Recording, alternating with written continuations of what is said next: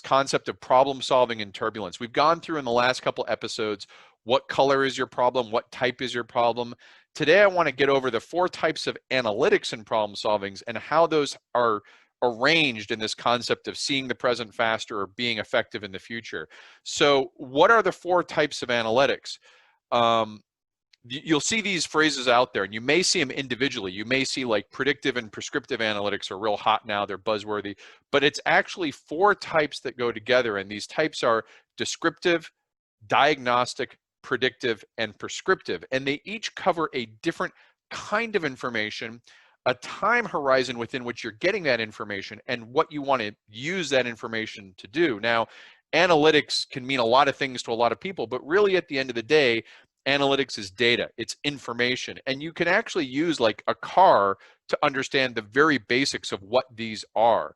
You know, descriptive analytics are telling you what's going on, right? It's not giving you anything other than what's happening right now, or as best we know right now. And like in a car, this would be like the speedometer. How fast am I going? You know, what's my current fuel? These are what are called descriptive analytics, and I'd say probably 90 to 95% of business measurements, organizational measurements are descriptive. They tell you literally what's going on right now, and you can see these in dashboards, and depending on if you're a university or a corporation or a government, the way this data gets presented is all over the map, but essentially it's trying to show you what's happening now or with a slight time delay, so you can just understand the environment around you. You know, thousands of years ago, everything we needed would be in our line of sight. We would be able to go and see. But here in the modern institution, we often work where we can't physically see everything we need to know to do our job. So descriptive analytics, just like you can't see how fast you're going in a car, like the actual miles per hour, descriptive analytics convey that information to you so you can use it in an environment where you can't see. Now, diagnostic analytics tell you why something happened or that something's going wrong. And so in the example of a car, you know, your check engine light comes on, your low fuel light comes on. It's not just giving you information, it's telling you that something has gone wrong and what it likely is. Now, the check engine light may not tell you until they plug in that little device and it reads back a code for them, but you know, the fuel light comes on, okay, diagnostic, I need to get more gas, right? Pretty simple. Diagnostic analytics are used if it's, you know, if we talk about most of the analytics in our professional careers are descriptive, diagnostic analytics are probably the remaining 4%. You know, it's a few things that we figured out over time. We figured out the relations of what causes problems in these very complex and complicated organizations. And the diagnostic is just trying to tell you your schedule's too full, your project plan's going to be late.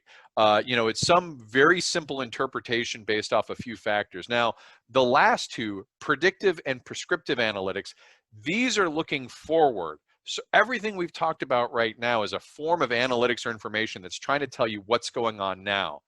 Predictive and prescriptive are 2 forms that look forward and try and get into the future about what's happening. So predictive analytics are trying to take the current state of information. It will often incorporate descriptive analytics and forecast forward to say, well, this is what we think is going to happen in the future based off what's going on right now.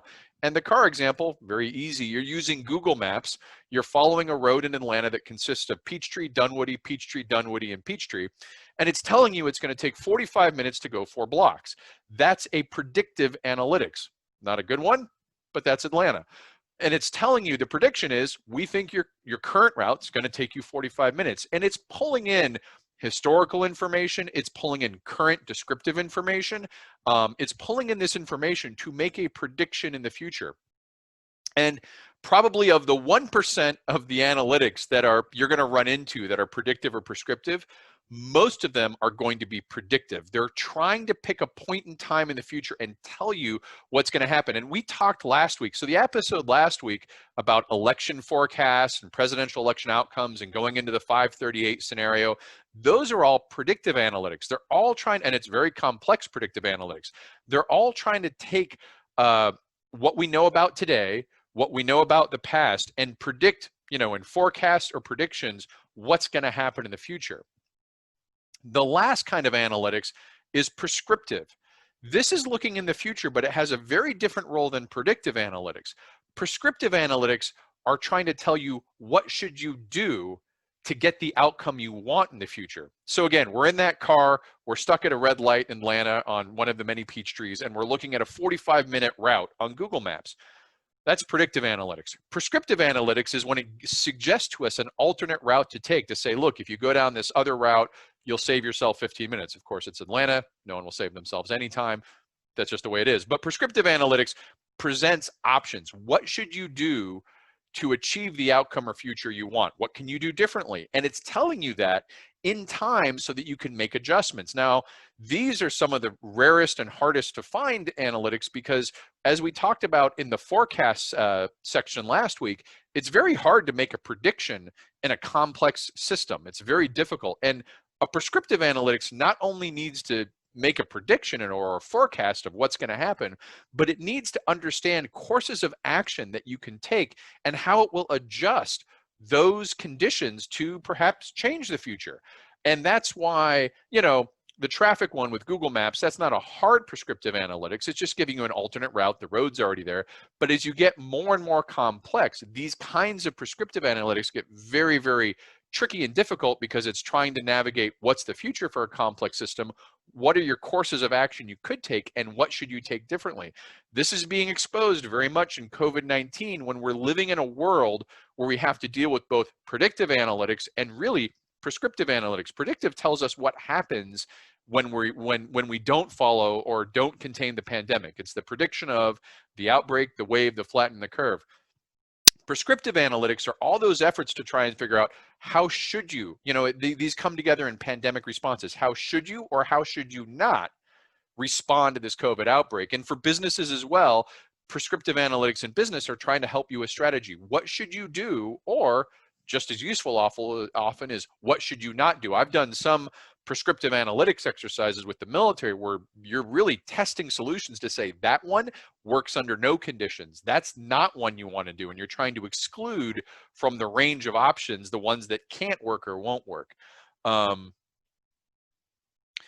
if you have any questions on these, feel free to ask. So the key for problem solving is understanding what kind of problem you're dealing with and what's the right analytic. Now, we've talked about the different colors of problems and how, green are barriers.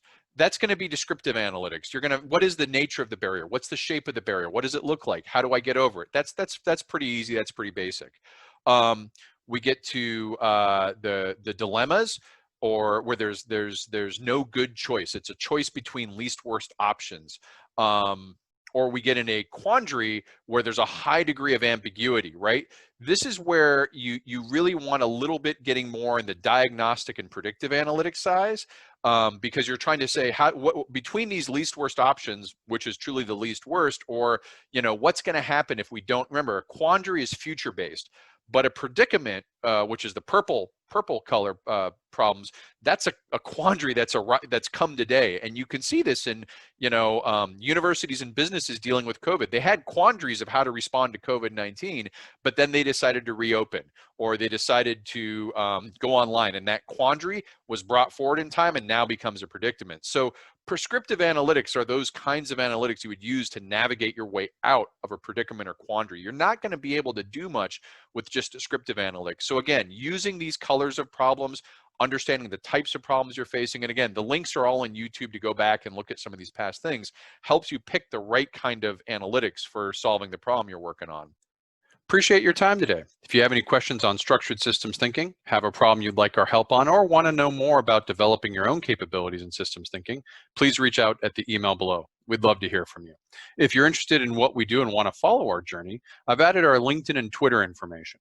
And we plan to regularly update this channel with quick tips and case studies to help you get the most out of your systems thinking and lean efforts. If you want to be notified whenever we add new video content, please consider subscribing to this channel by clicking on the red subscribe button below this video.